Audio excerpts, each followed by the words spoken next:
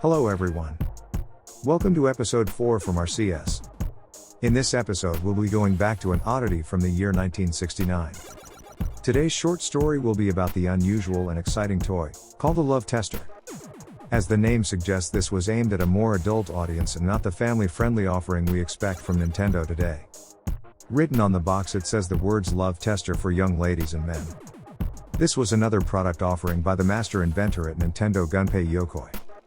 As you can see in the box, the tester came with a leather-like pouch, instruction sheet, and a single Maxwell battery. Initially selling for the sum of 1,800 yen. To better understand the Love Tester, it might be helpful for a moment to consider the period in which this item was launched. In 1969 things were a little slower on the technical front, although we did just land on the moon.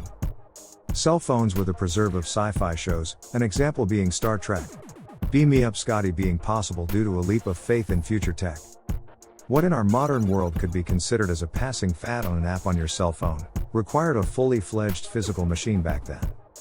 Much like the camera, or tape recorder, which were staples of the consumer market, these have been mostly replaced by our cell phones, so too have novelty ideas, relegated in today's world as mere downloadable apps.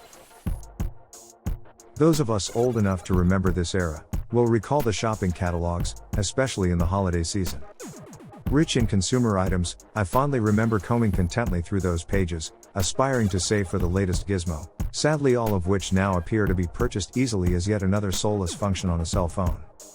Perhaps I'm alone in feeling we lost something along the way.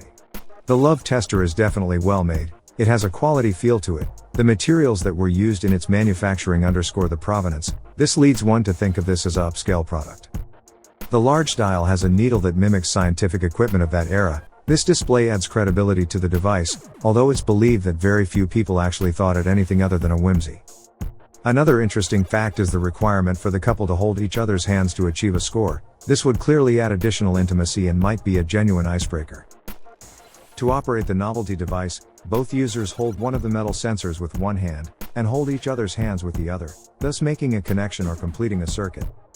The meter will then move on the large dial on the device, displaying a scale between 1 and 100. This is supposed to represent what their love score is. The higher the score, the more in love they are supposed to be. The toy was supposed to check physical attraction between potential romantic partners, however, it was likely nothing other than a simple conductivity meter.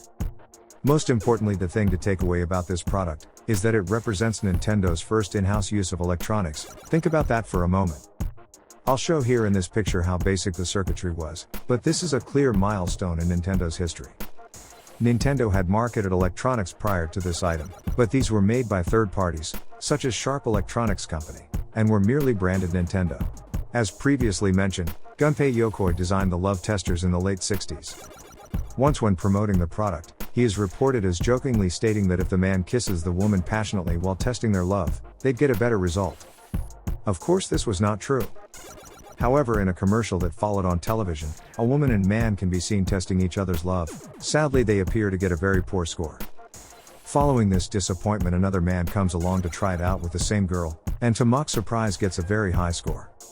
The commercial ended with the two falling in love and kissing, a happy ever after if you will. Nintendo is iconic. The Love Tester is equally iconic in my opinion. It's appeared in several computer games since its launch back in 1969. Appearances in games. In Pikmin 2, the Love Tester, albeit without the cords, appears as a treasure, that is called the prototype detector, and is worth 200 Pokos. In WarioWare, Twisted, a similar Love Tester appeared as an unlockable doodad.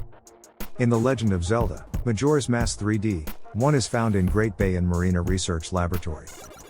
If you've enjoyed this short video, the facts and tidbits, please hit that like button, or subscribe, perhaps think about following us. We genuinely welcome comments and discussions, as well as donations which will help us keep this channel alive. Be the first to receive regular content and features, updates and competitions delivered directly to you. Finally, we will show you a photograph of a Nintendo item, but from an obscure angle or vantage point and ask, what in the world? The next episode will show the big picture, and the answer to what the object was. Good luck, and see you soon to examine more treasures, not only random stock photography, but in the flesh so to speak, up close and personal.